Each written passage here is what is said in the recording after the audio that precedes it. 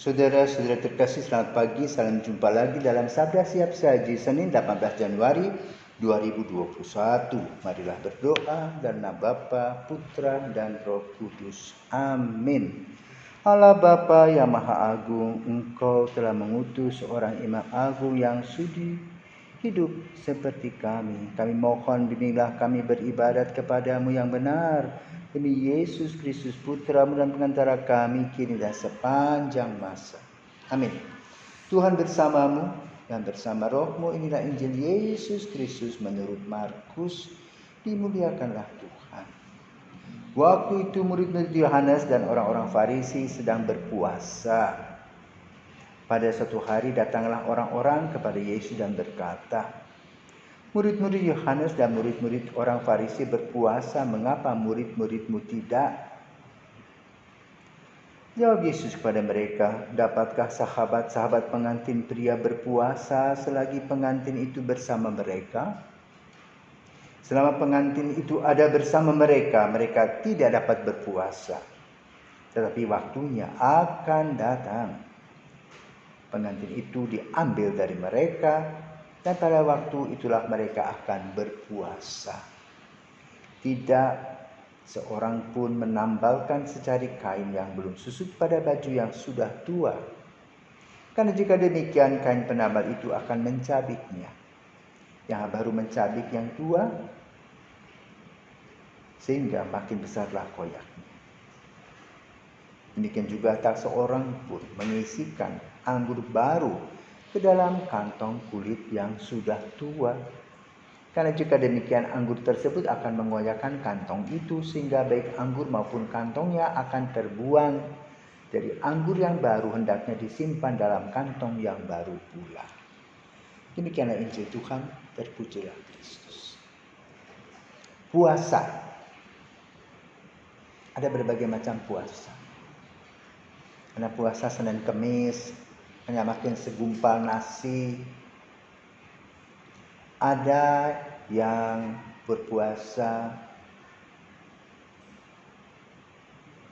makan 2 kali sehari, dirubah jamnya.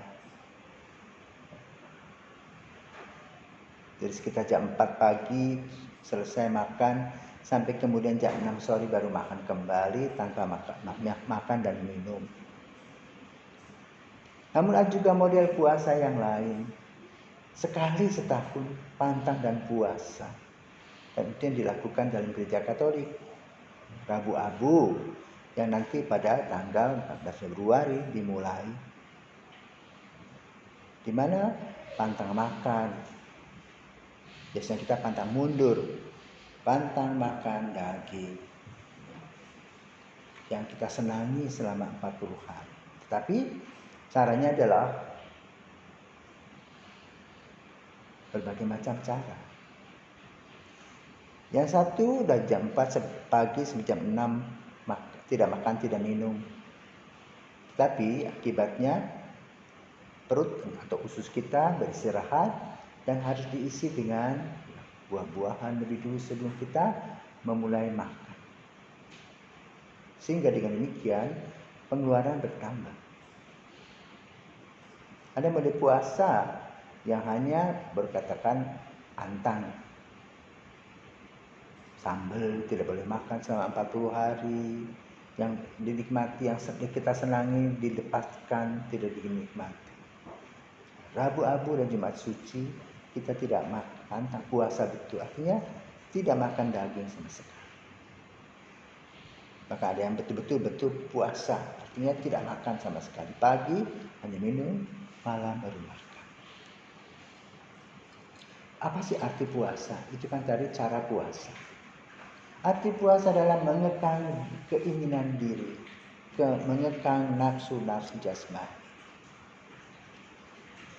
Maka berpuasa pun bukan hanya secara jasmani kita kekang, tidak makan dan minum, tetapi yang paling penting adalah bagaimana kita menguasai hati. Bukan hanya secara fisik. Jaga mulut, jaga hati, jaga pikiran. Juga jaga kesehatan termasuk puasa. Yesus mengajarkan kepada para murid agar berpuasa betul dengan serius. Tahu tata aturan puasa, tahu tujuan dari puasa, bukan hanya ikut-ikutan. Dan hasil puasa menghasilkan buah-buah puasa. Itu dengan sukacita. Maka lalu kalau orang dikatakan berpuasa harus bermukanya sukacita, bukan muram, serius. Tapi itu dengan sukacita.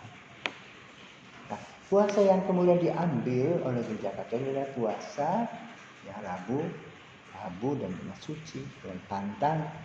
Nah, lalu bagaimana caranya? Pantang cahal pada masa puasa kita dianjurkan untuk makan tidak sampai kenyang. Maka kita bisa menghitung. Misalnya pengeluaran kita 100.000 per hari. Sekarang kita sisihkan 10.000. Jadi kita gunakan untuk belanja 90.000 rupiah. Yang 10.000 kita simpan. Dan nanti setelah 40 hari itu disetorkan. Yang kita kenal sebagai aksi puasa pembangunan. Dengan sukacita dan bukan menabung. Jangan mereka pikir begini, untung bulan puasa kita bisa menabung. Tidak.